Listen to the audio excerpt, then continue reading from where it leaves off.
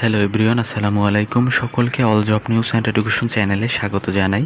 চলে আসলাম নতুন একটি ভিডিও নিয়ে। ভিডিও শুরুর প্রথমে বলে রাখি, যারা আমার চ্যানেলে নতুন দয়া করে আমার চ্যানেলটি সাবস্ক্রাইব করে দিতে ভুলবেন না। যারা ইতিমধ্যে দিয়েছেন তাদেরকে জানাই অসংখ্য ধন্যবাদ। তো আজকে ভিডিওর বিষয় হচ্ছে, আপনারা অনেকেই জানতে চেয়েছিলেন যে পঞ্চম শ্রেণীর বৃত্তি পরীক্ষার ফলাফল কবে নাগাদ প্রকাশিত হতে পারে, এর একটি ডেডলাইন দিয়ে দিন। তো আমাদের ধারণা মতে আপনাদেরকে এর পূর্বের ভিডিওতেও বলেছিলাম যে বৃত্তি পরীক্ষার রেজাল্ট কিন্তু সব কিছুই ওকে আছে ওয়েবসাইট সহ, কিন্তু খাতা মূল্যায়নের ক্ষেত্রে একটু দেরি হবার কারণে কিন্তু এই রেজাল্ট প্রকাশে একটু জটিলতা বাড়ছে।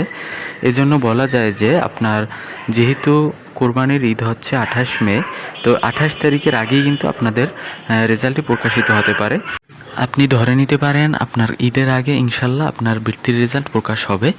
তো এখন আপনারা অনেকেই প্রশ্ন করেছিলেন যে কত নম্বর পেলে আপনার বৃত্তি পরীক্ষায় বৃত্তি পাওয়া যাবে।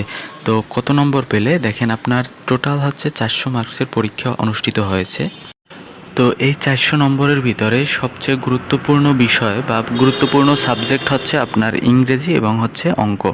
তো এই ইংরেজি এবং গণিতে যারা এগিয়ে থাকবে তারাই কিন্তু বৃত্তি পাবে। তো মূলত কত মার্কস লাগবে, তো আমি যদি বলি এক কথায়, আপনার 90+ মার্ক যদি না থাকে আপনি কিন্তু বৃত্তি পাবেন না। অবশ্যই আপনি 90+ মার্ক মানে হচ্ছে ধরেন 92 থেকে 95-এর ভিতরে যারা যারা থাকবে তারাই কিন্তু বৃত্তি পরীক্ষায় বৃত্তি পাবে।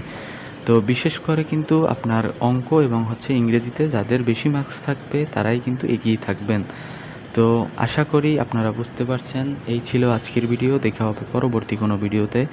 সঙ্গে থাকুন আমার চ্যানেলের। ধন্যবাদ সকলকে। যারা আমার চ্যানেলটি এখনও লাইক, কমেন্ট এবং সাবস্ক্রাইব করে দেননি, দয়া করে আমার চ্যানেলটি সাবস্ক্রাইব করার অনুরোধ থাকলো। আল্লাহ হাফেজ। দেখা হবে পরবর্তী কোনো ভিডিওতে।